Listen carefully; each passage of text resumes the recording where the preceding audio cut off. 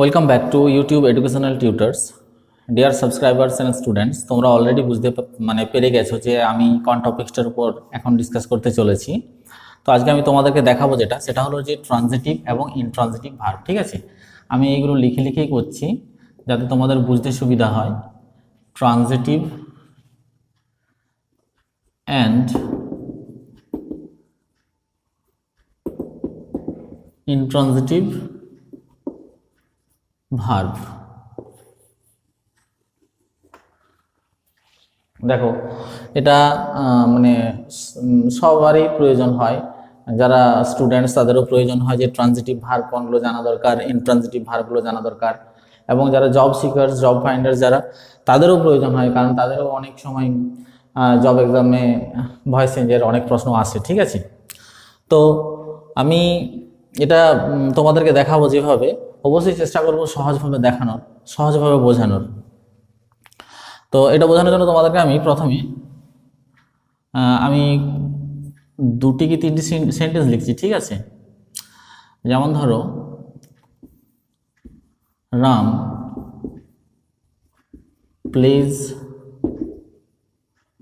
Football. Ram sleeps at night. কি কাকে, এখানেও লিখছি কি কাকে। ভিডিওটি স্কিপ করে দেখো না, স্কিপ করে দেখলে ঠিকঠাক তোমরা বুঝতে পারবে না। ঠিক আছে, এডুকেশনাল ভিডিও তোমরা যে কোনো চ্যানেলে দেখো না কেন, সেটা সম্পূর্ণটা মনোযোগ সহকারে দেখার চেষ্টা করবে। Ram plays football, Ram sleeps at night. আমি দুটো সেন্টেন্স লিখেছি, এই দুটো সেন্টেন্সের মধ্যে দুটো ভার্ব আছে, একটা আছে প্লেজ আর একটা আছে স্লিপস। ঠিক আছে, আমরা কি করতে যাচ্ছি, কি দেখাতে যাচ্ছি আমি এখানে তোমাদেরকে আমি বোঝাতে যাচ্ছি যে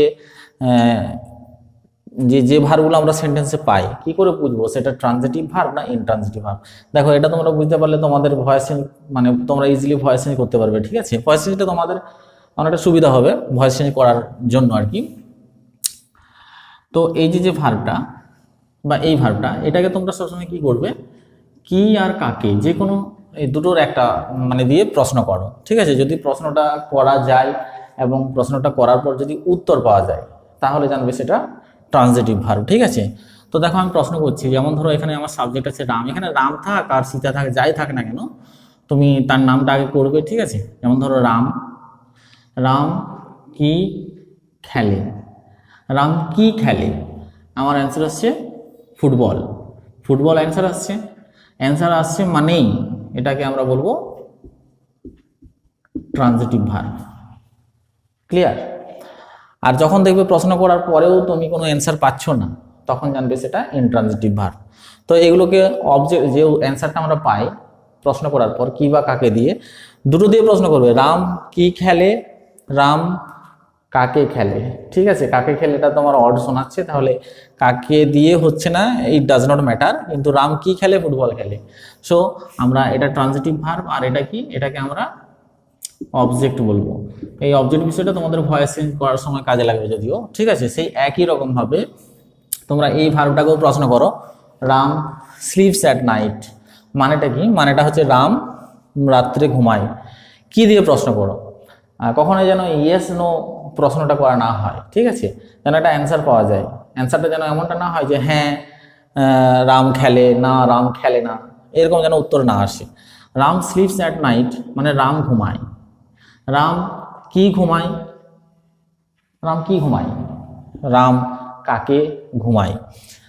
প্রশ্নটা মানে প্রশ্ন করাই যাচ্ছে না এবং উত্তরও পাওয়া যাচ্ছে না। ঠিক আছে, এটার উত্তর নেই। দেখো, Ram sleeps at night, Ram তো রাত্রে ঘুমায়, প্রশ্নে করা হয়নি যে কখন, কখন তো বলা হয়নি।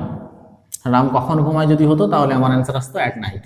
কিন্তু আমি যেহেতু আমি তোমাদেরকে দেখাচ্ছি যে ট্রানজিটিভ ইনট্রানজিটিভের ব্যাপার, তোমাদের শুধুমাত্র এই দুটো ওয়ার্ড দিয়ে তোমাদেরকে প্রশ্ন করতে হবে। ঠিক আছে, কি বা কাকে। কাকেটার বহু বচনে করতে পারো, কাদেরকে। তাহলে রাম কি ঘুমায়, কাকে ঘুমায়, এখানে যেহেতু আমরা কোনো অ্যান্সার পাচ্ছি না, সো এখানে কোনো অবজেক্ট নেই, তাহলে এটা আমরা কি বলবো, ইনট্রানজিটিভ ভার্ব। ঠিক আছে, ইন্ট্রানজিটিভ ভার্ব। আর ট্রানজিটিভের বাংলা কি? ট্রানজিটিভের বাংলা হচ্ছে সকর্মক, অর্থাৎ যার কর্ম আছে। মানে দেখো এটা ট্রানজিটিভ ভার্ব, এর কর্ম হচ্ছে কি? ফুটবল। আর ইন্ট্রানজিটিভ মানে হয় কি? অকর্মক। মানে অকর্মক মানে কি? যার কোনো কর্ম নেই। তার মানে দেখো এই যে এই ভার্বটা কিন্তু কোনো কর্ম নেই, তার জন্য এটাকে মানে ইন্ট্রানজিটিভ ভার্ব বলা হচ্ছে। ঠিক আছে, এই ছিল তোমাদের আজকের ভিডিও বা আজকের টিউটোরিয়াল ট্রানজিটিভ এবং ইন্ট্রানজিটিভের ওপর। তো ভিডিওগুলো দেখে যদি উপকৃত হচ্ছে তোমরা, অবশ্যই বলবো যারা নতুন আছো তারা চ্যানেলটিকে সাবস্ক্রাইব করো, পাশের বেল আইকনটিকে ক্লিক করো, যাতে আপলোডেড ভিডিওগুলোর নোটিফিকেশনগুলো তোমরা সর্বপ্রথমে পেয়ে যাও। ঠিক আছে, thank you for watching this video.